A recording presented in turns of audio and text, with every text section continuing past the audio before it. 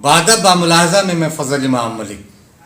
राष्ट्रीय लोक समता पार्टी बिहार में 3 कृषि कानूनों के खिलाफ अब हल्ला बोलेगी। राष्ट्रीय लोक समता पार्टी के राष्ट्रीय अध्यक्ष उपेंद्र कुशवाहा का मानना है कि ये काला कानून है जो पूंजीपतियों के हक में केंद्र सरकार ने बनाया है। इससे खेती किसानी बुरी तरह प्रभावित होगी और एक तरह से ये डेथ वारंट है किसानों का। राष्ट्रीय लोक समता पार्टी 2 फरवरी से पूरे बिहार में अभियान छेड़ने जा रही है। अमर शहीद जगदेव बाबू की जयंती पर यह कार्यक्रम की शुरुआत होगी। 2 फरवरी से बिहार के हर जिला मुख्यालय पर इन कृषि कानूनों के काले कृषि कानूनों की प्रतियां जलाई जाएगी और फिर पूरे महीने यानी 28 फरवरी तक राष्ट्रीय लोक समता पार्टी गांव-गांव में करीब 10,000 चौपाल लगाएगी। इसके अलावा 25 से 30 लाख किसानों के बीच वो इन कृषि कानूनों में जो खामियां हैं, जो खराबियां हैं, जिससे खेती किसानी चौपट होगी, इसकी जानकारी किसानों को देगी। जाहिर है कि एक बड़ा अभियान है। ठीक उसी तरह से राष्ट्रीय लोक समता पार्टी ने इस अभियान की शुरुआत की है, लोगों को जागरूक बनाने का काम किया है, किसानों तक अपनी बात पहुंचाने का काम किया है। जिस तरह पिछले साल जनवरी में सीए और एनआरसी के खिलाफ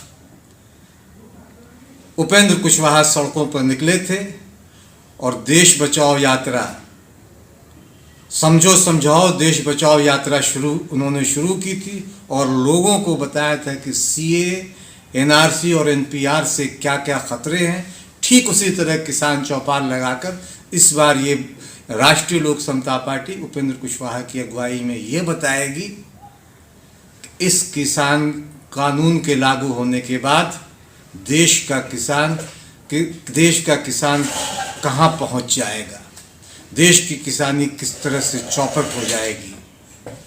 उपेंद्र कुशवाहा न सिर्फ सीए के खिलाफ बल्कि बिहार में टीईटी भर्तियों की बहाली को लेकर भी चिंतित है। यानी किसान हो या नौजवान, जो पार्टी का मूल सिद्धांत है, इसे लेकर उपेंद्र कुशवाहा चिंतित है। राष्ट्रीय लोक समता पार्टी चिंतित है। उनका मानना है कि नौजवानों का अधिकार भी मिले और किसानों के खिलाफ जो डेथ वारंट केंद्र सरकार ने जारी किया है, उस डेथ वारंट यानी इन कृषि कानूनों को वापस ले। बादब मुलाहजा में आज हम इसकी चर्चा करेंगे। उपेंद्र कुशवाहा ने पटना में एक प्रेस कॉन्फ्रेंस की। इस प्रेस कॉन्फ्रेंस में उन्होंने अपने कार्यक्रम की जानकारी दी। लेकिन इससे पहले एक गुजारिश, एक निवेदन है कि अगर अभी तक आपने बादब बामुलाहजा को सब्सक्राइब नहीं किया है तो इसे सब्सक्राइब करें, लाइक करें और ज़्यादा से ज़्यादा शेयर करें, ताकि हम आपकी ताकत बने और आप हमारी ताकत बने।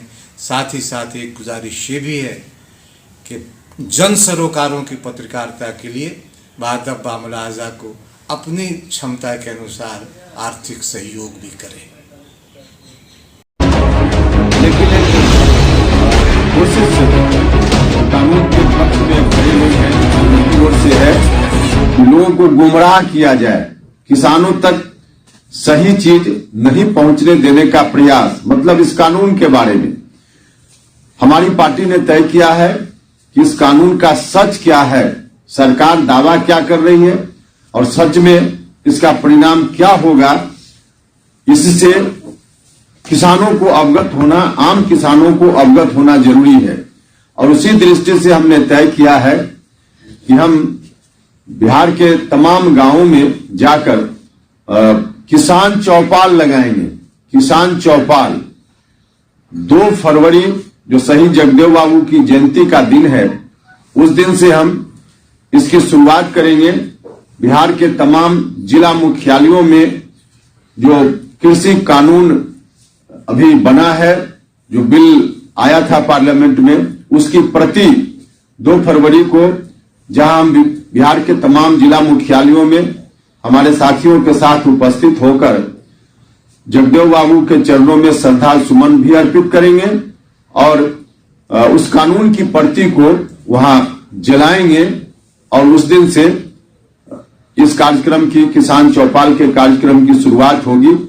पूरा फरवरी महीना 28 फरवरी तक, 2 फरवरी से लेकर 28 फरवरी तक हमारा कार्यक्रम यह चलेगा और इस पूरे महीना में लगभग 10,000 हमने एक टारगेट फिक्स किया है कि 10,000 चौपाल हम लगाएंगे गांव में, अलग अलग जिलों में, प्रखंड में। तो पूरे बिहार में 10,000 चौपाल लगाएंगे जहां किसानों को इकट्ठा करके और यह जो कानून है इसके बारे में लोगों को अवगत कराएंगे कि दावा सरकार का क्या है और सच क्या है। इससे लोगों को हम अवेयर करेंगे, लोगों में जागरूकता लाएंगे। तो इसलिए हमारा कार्यक्रम पार्टी की ओर से यही 2 फरवरी से 28 फरवरी तक किसान चौपाल का कार्यक्रम हमने तय किया है।